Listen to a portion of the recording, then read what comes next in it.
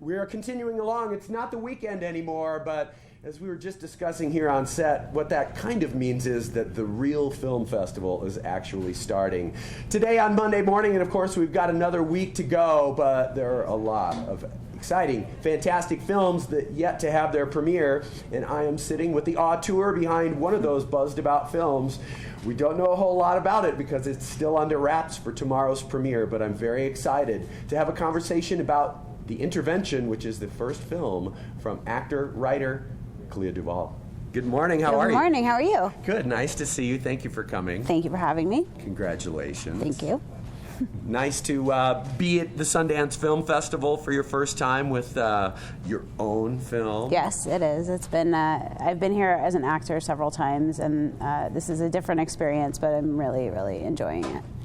And does it, I suppose it must feel different than the times you've been here before, as I suppose the hired gun phrase is a little bit negative, but as an actor, you have a lot less to do in promoting a film. Yeah, I mean, it's, you know, I think when I've been here as an actor, you kind of come in and you do press and you go here and you go there, and it's a few days and you're in and out, you know, right. and being here, I'm going to be here until next Sunday, and really kind of digging in and being a part of it, and I find that I'm treated differently too, and not in a better or worse way, just I don't know. It's, you know, they give us all these, all the directors, these jackets, and people. I don't know. Everyone told me it's a filmmakers festival, right. And it really feels that way. It feels really nice to be a part of it. Yeah. And I suppose you've probably been aiming in some way, not that you necessarily aim or expect to get into the Sundance Film Festival, but with the level of experience that you have in the industry, you have to be imagining you could be in that company. I mean, it's something that it was absolutely our goal, and something that we all talked about in pre-production and during production and post-production. It was always the hope, but at a certain point, I had to just turn all that off and make the best movie I could, and not, you know, because it's competitive, you know, and especially this year, the films are so good, and that, you know, it's thousands and thousands of films that get submitted, and it's hard to get in, and I had, you know, and I knew that I would be, you know, I'd be crushed if we didn't get in, but I would have to get over it, and so I had to mentally prepare myself to not get in, and I really kind of went to that place where I was like, okay, we're not going to get in, and that's okay, and everybody did a great job, and I'm still really proud of the movie no matter what the result of it is. Right. But then when we got in, obviously, I was like... Sigh of relief. Yeah, so excited, yeah. So let's talk about this intervention of a slightly different kind, because I think that between just knowing what the medical term, I guess, is, and also having been utilized in television in a lot of different ways, you've sort of repurposed the phrase. Talk a little bit about the original idea and about this use of title. The title, The Intervention, is because this movie is about an intervention, but not the traditional kind. It's a group of friends who do an intervention on a couple who they think should get divorced. So a marriage intervention. And the idea just kind of came to me because I was always a person who thought I knew what was best for everybody else. And really it was just because I had a lot of things in my own life that I wasn't looking at. And I thought, wouldn't it be funny to tell a story about people who do kind of intervene on something that is none of their business at all, right. And how that get.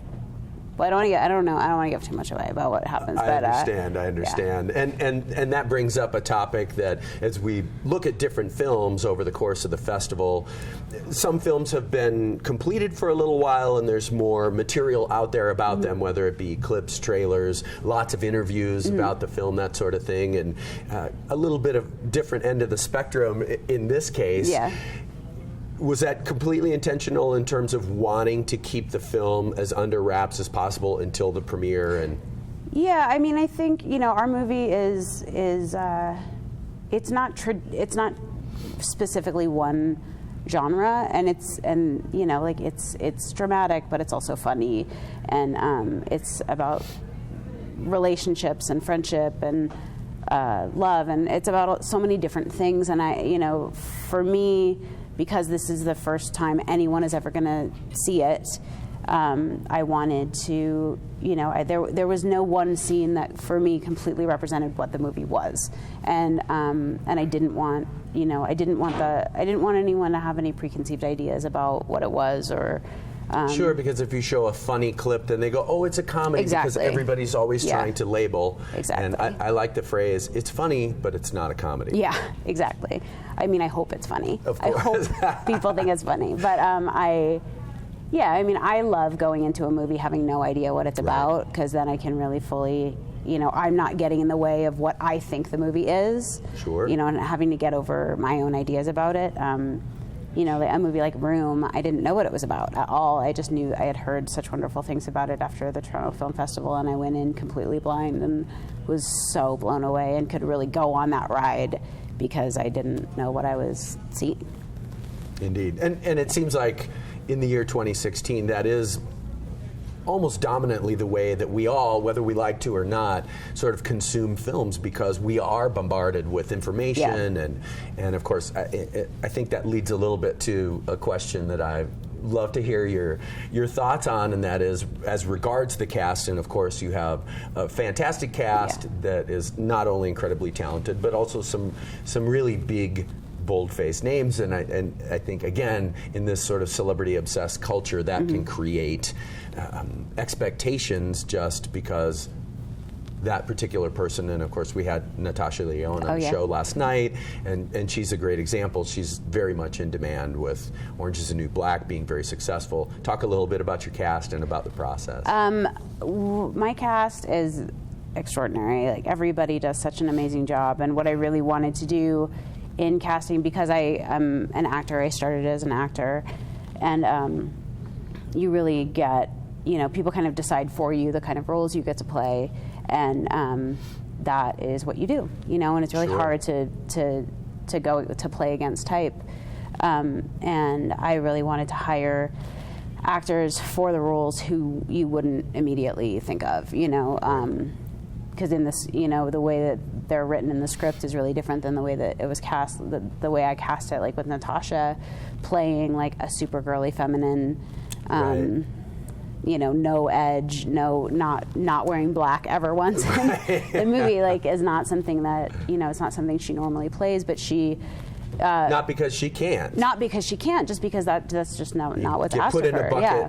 That, it is, it's kind of the good news, bad news of, if you do something well, people want you to keep doing it, which is a compliment, obviously. Sure. But I think that creatively sometimes it can be a little bit limiting, and I really wanted to give actors an opportunity to not do that. Like Ben Schwartz, who is, he's such a funny guy and really known as, his Parks and Rec character, like John Ralphio, is so insane, and he's playing kind of like a more subdued character in this, and does such a beautiful job. And Alia Shawkat, who's playing the sort of like sexy Lolita, and it's really fun seeing them break out of the things that I've seen them do before. But because like Alia and Natasha, I have known for a long time, and I really I see those sides of them, and I think that because in life, we're different, because we're actors, and but I get to see those things in them, and then I really wanted to see them be able to do that on screen, and they both do such an amazing job. And a treat for them, I'm sure, even before going on set, knowing that one, their homie who wrote it is directing, and an experienced actor as well, who is going to have the actor's perspective in mind, even though in the director's chair. Yeah. Must have been fun for them going into that kind of a setting. It was fun for me seeing them do it, and to be able to be in the editing room and cut their performances was just it was such a treat. Good for you. Fantastic. Yeah. So you're premiering tomorrow night? Yeah, tomorrow afternoon. Yeah. And that is taking place where? Eccles. Oh, at Eccles. Big show. Just a tiny, it's a little theater. A little intimate theater, you know, just a couple people. Well, I'm sure that will be incredibly exciting. Yeah. We're so happy for you. You've done such great work in front of the camera. Thank you. And good for you to have this opportunity at the Sundance Film Festival to kick off your high-profile directing career. Thank you. I appreciate it. It's so nice to meet you. Really Have a nice to meet wonderful you. rest of your festival. Thank you. And maybe we'll see you around walking up and down Main Street. I hope so. Thank you. Thank you. The film is The Intervention. Premieres tomorrow afternoon at that tiny little workout space called the Eccles Theater. Might fit a couple of thousand in there. Hopefully you've got a ticket already. We're going to take a quick break. We'll be right back after this with more. Please, please stay tuned.